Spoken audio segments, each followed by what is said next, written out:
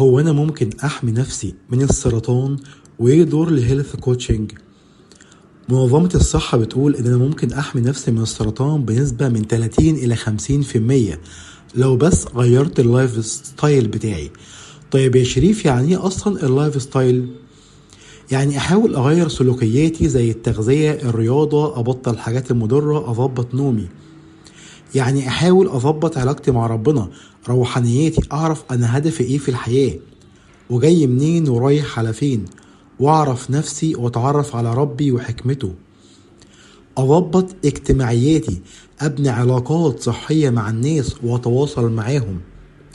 ومهم جدا واتعلم ازاي اتعامل مع مشاعري، بالذات مشاعر الغضب ومشاعر الحزن، وابني مشاعر جديدة ايجابية ليا، ويكون في بيئة آمنة تسمعني وتحس بيا. كل ده يساعدك فيه الهيلث كوتش. ونقول ربنا يعافي كل بطل مبتلى ويحمينا ويحمي أولادنا.